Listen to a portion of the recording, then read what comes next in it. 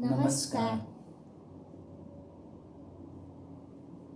सनातन संस्था और हिंदू जनजागृति समिति द्वारा आयोजित नामजप सत्संग इस विशेष कार्यक्रम में मैं श्रीमती क्षिप्रा जुवेकर आप सभी का पुनः हार्दिक स्वागत करती हूँ।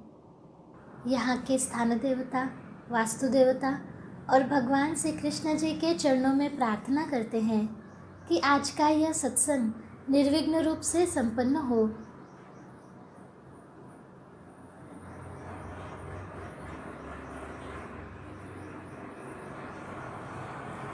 आज के सत्संग में हम देवता पूजन में तिलक अर्थात चंदन और अक्षत का महत्व समझ कर लेंगे। अब हम नाम सत्संग का प्रारंभ करेंगे। इस विषय में सनातन संस्था के धर्म प्रचारक संत सद्गुरु नंद कुमार जादव जी हमारा मार्गदर्शन करेंगे। अब मैं सनातन संस्था के धर्म प्रचारक संत सद्गुरु नंद कुमार जादव जी से प्रार्थना करती हूँ कि हमारा मार्गदर्शन करें। जी, मैं भगवान श्री कृष्ण जी के चरणों में वंदन करता हूँ। आपसे भी अनुरोध है कि आप अपने उपास्य देवता, इष्ट देवता अथवा कुल देवता से प्रार्थना करें कि आज का ये कार्यक्रम हम निर्विघ्न रूप से सुन पाएं। देवता पूजन में अर्पण किए जाने वाले उपचारों में देवता की प्रतिमा को हल्दी कुमकुम के समान तिलक भी लगाया जाता है। तिलक लगाना ये उपचार देवता पूजन के 5 प्रमुख उपचारों में से एक है। देवता को तिलक लगाने के लिए चंदन घिसते हैं। ये घिसने की पद्धति यदि उचित हो तो आध्यात्मिक दृष्टि से अधिक लाभकारी होती है। तो आइए आज के सत्संग में हम पूजा के विषय में अधिक जानकारी लेते हैं। सद्गुरु जादव जी, क्या चंदन घिसने का भी अध्यात्म शास्त्र होता है? जी, चंदन घिसने का भी अध्यात्म शास्त्र है। अच्छा, बताता हूँ जी। चंदन काष्ठ दोनों हाथों से घिसें। कभी कभी देखने में आता है कि एक हाथ से चंदन घिसने का पत्थर पकड़कर दूसरे हाथ से चंदन की लकड़ी घिसी जाती है। चंदन काष्ठ दोनों हाथों से घिसने के संदर्भ में अध्यात्म शास्त्र की दृष्टि से 3 महत्वपूर्ण कारण हैं। पहला कारण यह है कि कोई भी कर्म संपूर्ण सफल होने हेतु उसे शिव और शक्ति की जोड़ देना आवश्यक होता है। बाएं हाथ को शिव का और दाहिने हाथ को शक्ति का प्रतीक माना जाता है। इसलिए दोनों हाथों से घिसना आवश्यक है। दूसरा कारण है दोनों हाथों से चंदन घिसना ये द्वैत की सकाम भक्ति का प्रतीक है।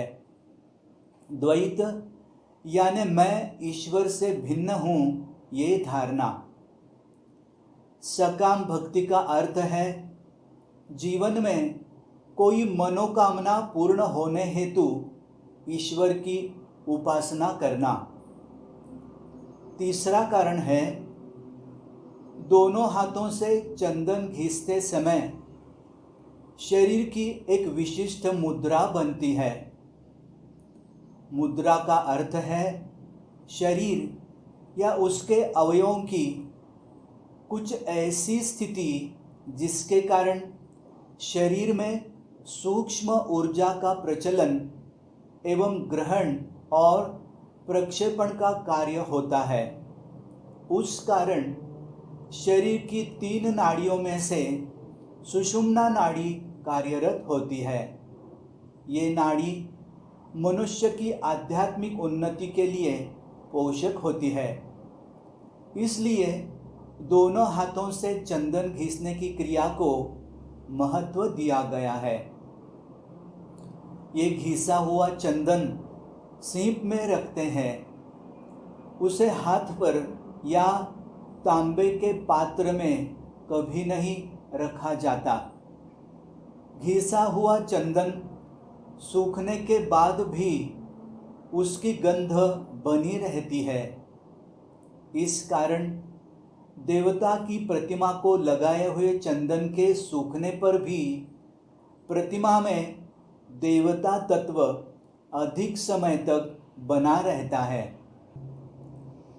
चंदन और अष्टगंध की सुगंध के कारण प्रतिमा में देवताओं के तत्व अधिक मात्रा में आकृष्ट होते हैं और अधिक समय तक टिके रहते हैं। इसी कारण चंदन और अष्टगंध में सबसे अधिक सात्विकता होती है। इससे चंदन घिसने का अध्यात्म शास्त्र ध्यान में आया होगा। जी, समझ में आया। परंतु ऐसा देखने में आता है कि कुछ लोग चंदन घिसते समय उसमें हल्दी कुमकुम का उपयोग करते हैं। हाँ, तो क्या ऐसा करना उचित है? वैसे तो ये उचित नहीं है जी। इसका कारण क्या है ये बताता हूँ। अच्छा। हाँ। आध्यात्म शास्त्र की दृष्टि से चंदन घिसते समय उसमें हल्दी कुमकुम का प्रयोग करना उचित नहीं है। हल्दी और कुमकुम से रजोगुणी तरंगे प्रक्षेपित होती हैं। हम चंदन घिसते समय उसमें हल्दी कुमकुम मिलाते हैं तो चंदन में विद्यमान सत्व कण एक दूसरे से विलग होने लगते हैं। इस कारण चंदन की सात्विकता नष्ट हो जाती है एवं हल्दी और कुमकुम के कारण चंदन रजोगुणी बनता है और चंदन की देवता तत्वों की तरंगे आकृष्ट करने की क्षमता घट जाती है। साथ ही पूजक को पर्याप्त मात्रा में लाभ नहीं मिलता। इस कारण चंदन घिसते समय उसमें हल्दी कुमकुम नहीं मिलाना चाहिए। चंदन समान ही अष्टगंध में अधिक सात्विकता होती है। अष्टगंध में सुगंधित द्रव्यों की मात्रा अधिक होती है जिसमें देवताओं की तरंगे आकृष्ट करने की क्षमता अधिक होती है। चंदन घिसते समय हल्दी कुमकुम का उपयोग करना उचित नहीं है, ये ध्यान में आया होगा। जी, समझ में आया। अब देवता पूजन में अक्षत का क्या महत्व है? हाँ, ये हमें बताइए। जी, देवता पूजन में अक्षत एक महत्वपूर्ण घटक है। उसका क्या महत्व है, उसके पीछे क्या शास्त्र है, ये अब हम देखेंगे। जी। देवता तत्वों की तरंगों को अधिक मात्रा में और शीघ्र आकृष्ट करने हेतु देवता पूजन में विविध प्रकार की सामग्री का उपयोग किया जाता है जिससे पूजक को अधिकाधिक लाभ प्राप्त होता है। सभी सामग्री प्रतिदिन उपलब्ध नहीं भी हो तो भी एक घटक हमें पूजा का पूरा लाभ करवा देता है और वो घटक है देवता पूजन में उपयोग में लाए जाने वाला अक्षत। पूजा विधि में अक्षत सभी देवताओं के तत्वों को स्वयं में समाविष्ट कर लेने वाला महत्वपूर्ण घटक है।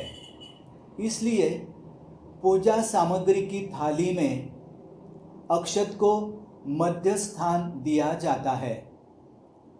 अखंड चावल को कुमकुम से रंगने से अक्षत बनता है।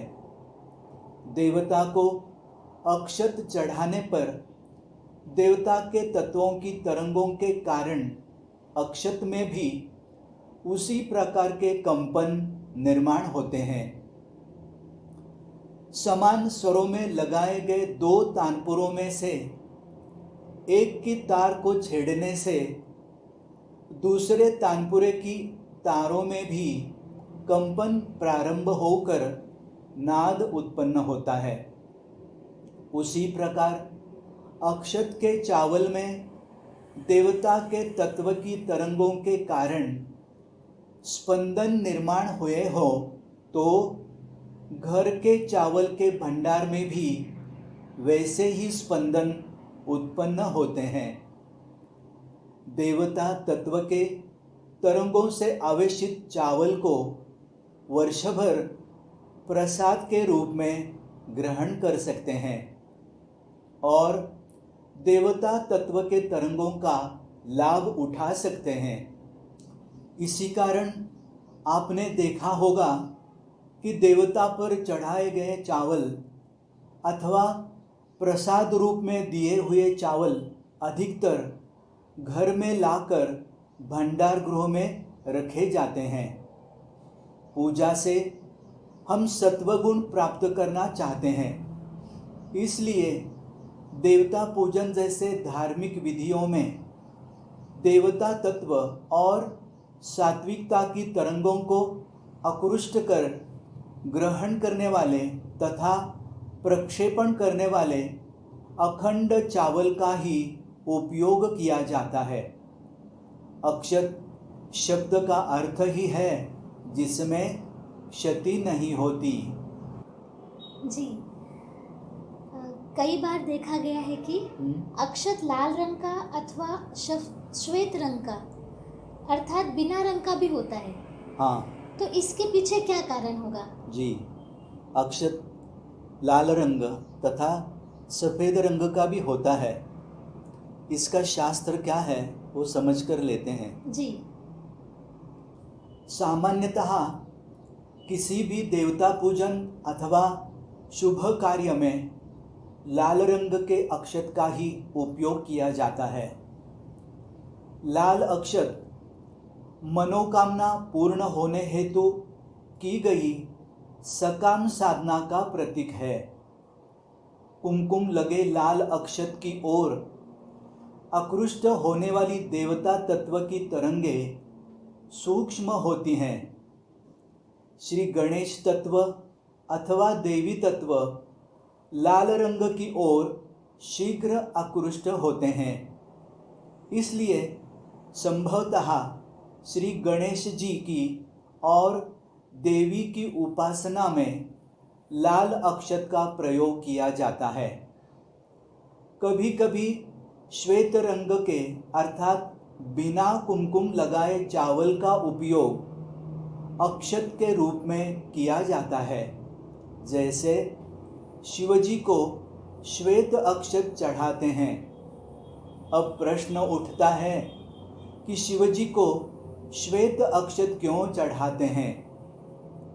श्वेत अक्षत वैराग्य अर्थात निष्काम साधना का प्रतीक है। श्वेत अक्षत का प्रयोग मूल उच्च देवताओं को अर्थात मूल देवता तत्वों को आकृष्ट करने हेतु किया जाता है। श्वेत अक्षत की ओर ब्रह्मांड की अति सूक्ष्म तरंगे आकृष्ट होती हैं।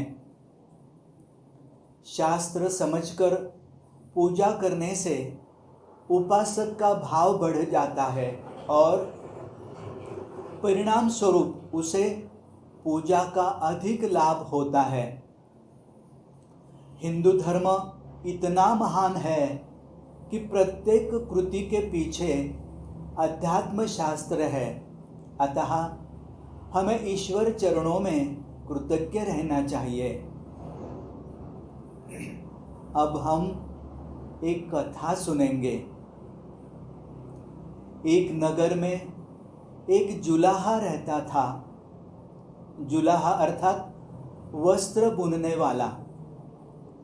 वो स्वभाव से अत्यंत शांत, नम्र तथा वफादार था।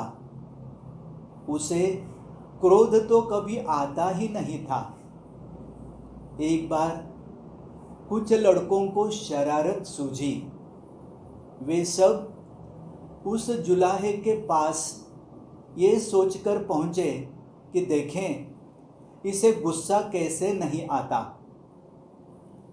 उनमें से एक लड़का धनवान माता पिता का पुत्र था। वहां पहुंचकर वो बोला, ये साड़ी कितने की दोगे?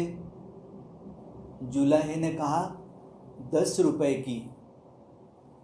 तब लड़के ने उसे चिढ़ाने के उद्देश्य से साड़ी के 2 टुकड़े कर दिए और एक टुकड़ा हाथ में लेकर बोला, मुझे पूरी साड़ी नहीं चाहिए, आधी ही चाहिए।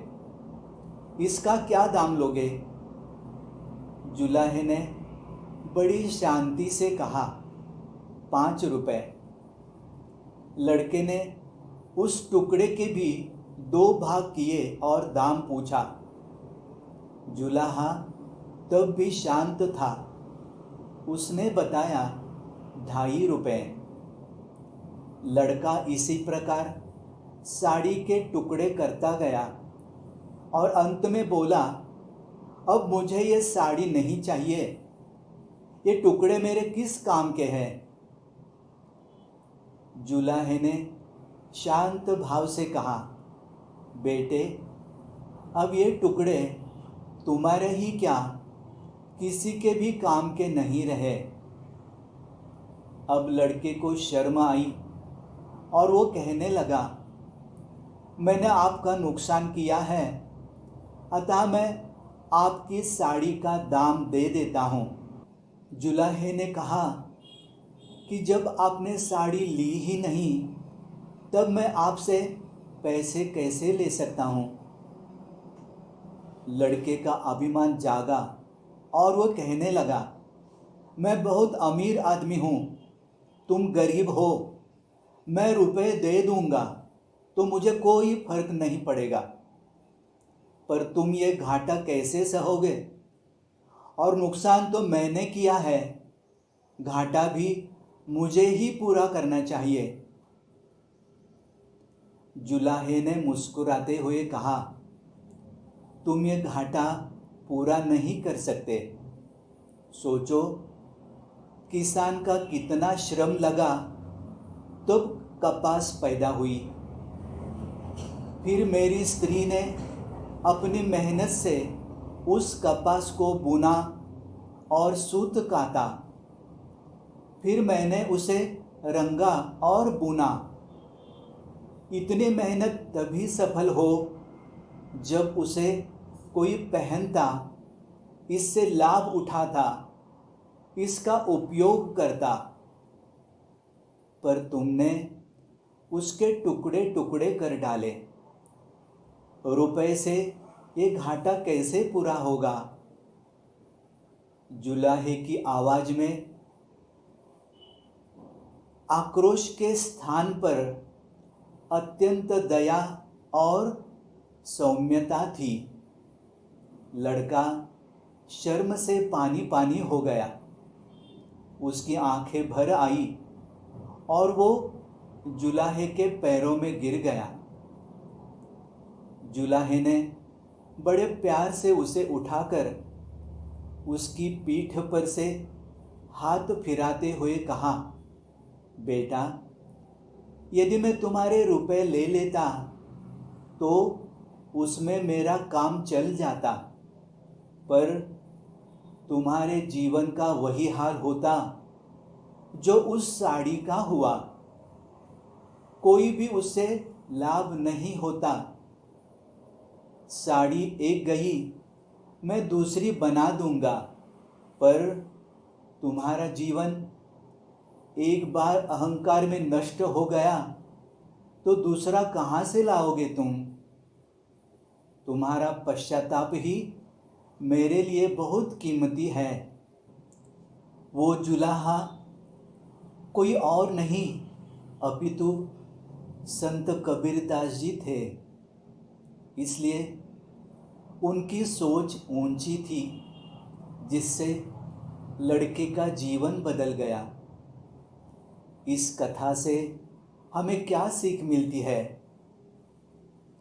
जीवन में कभी किसी चीज़ पर अहंकार नहीं करना चाहिए और संत अपने आचरण से हमें सिखाते हैं। इसके लिए जीवन में संतों का महत्व है। अब हम नामजप की प्रत्यक्ष कृति करेंगे। विज्ञान में तात्विक अर्थात थ्योरी के लिए अधिक अंक और प्रैक्टिकल अर्थात कृति के लिए कम अंक होते हैं, लेकिन अध्यात्म में तात्विक भाग को केवल 2% ही महत्व होता है और प्रत्यक्ष कृति अर्थात साधना को 98% महत्व होता है। तो आइए हम भी इसी का अनुभव लेने का प्रयास करते हैं। अब हम नामजप की प्रत्यक्ष कृति करेंगे। नामजप करते समय अधिकांशतः मन में विचार आते हैं, परंतु मन का आलंबन अर्थात मन किसी सूत्र पर एकाग्र करने से विचार कम होते हैं और मन की एकाग्रता शीघ्र साध्य होती है। आप भी नामजप करते समय भगवान श्री कृष्ण के छायाचित्र की ओर देखकर नामजप करते हैं तो नामजप अच्छा होगा।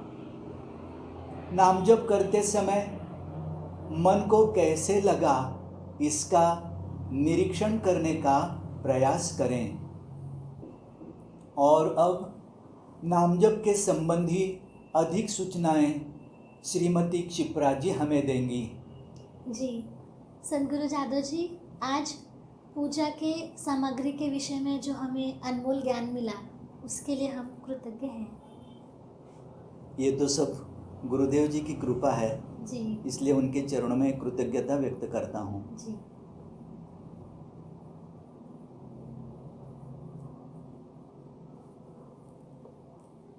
अब हम श्री कृष्ण जी का नाम जप ऑडियो के द्वारा लगाएंगे। इस ऑडियो की एक विशेषता है, सनातन संस्था की संत श्री चित्तशक्ति श्रीमती अंजलि गाडगिल जी ने ये सात्विक जप का उच्चारण किया है। यदि आपके उपास्य देवता अथवा कुल देवता अलग हैं और आपको उनका नाम जप करना हो तो आप कृपया ऑडियो म्यूट कर सकते हैं और नाम जप कर सकते हैं। आज प्रत्यक्ष संतों की वंदनीय उपस्थिति में हमें नाम जप करने का अवसर मिल रहा है। हम इसकी अनुभूति लेंगे। नाम जप का समय पूर्ण होने के पश्चात हम आपको सूचित करेंगे। किसी भी कार्य को करने से पूर्व प्रार्थना करने से और कार्य पूरा होने के बाद कृतज्ञता व्यक्त करने से कार्य में आने वाली बाधाएं दूर होती हैं। इसलिए नाम जप का आरंभ करने से पहले हम अब अपने इष्ट देवता, कुल देवता या भगवान श्री कृष्ण जी से प्रार्थना करेंगे। हमारा नाम जप भावपूर्ण और एकाग्रता से करवा लीजिए, ऐसी आपके चरणों में प्रार्थना है।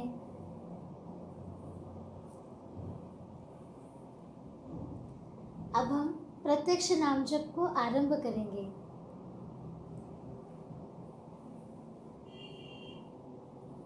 ओम नमो भगवते वासुदेवाय। ओम नमो भगवते वासुदेवाय। ओम नमो भगवते वासुदेवाय। ओम नमो भगवते वासुदेवाय। ओम नमो भगवते वासुदेवाय। ओम नमो भगवते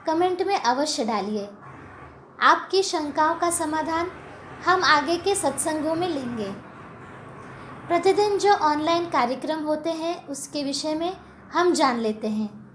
सुबह 10:30 बजे से 11:15 बजे तक नाम सत्संग ये कार्यक्रम रहता है। उसके पश्चात दोपहर 2:30 बजे से 3:15 बजे तक भाव सत्संग इस कार्यक्रम का आयोजन किया जाता है। शाम 4 बजे से 4:45 बजे तक सुबह लाइव हुए नाम सत्संग का पुनः प्रसारण रहता है। शाम 6 बजे से 6:45 बजे तक बच्चों के लिए बाल संस्कार वर्ग का कार्यक्रम होता है और रात को 9 बजे धर्म संवाद ये कार्यक्रम रहता है, जिसका पुनः प्रसारण अगले दिन दोपहर 1 बजे होता है।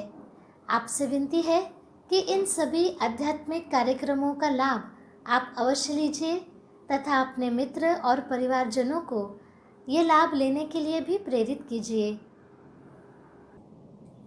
भगवान श्री कृष्ण जी की असीम कृपा से हम इस सत्संग का लाभ ले पाए, इसके लिए हम भगवान श्री कृष्ण जी के चरणों में कृतज्ञता व्यक्त करते हैं।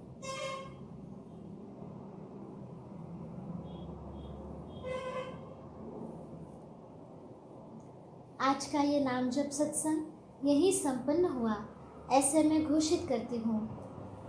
नमस्कार।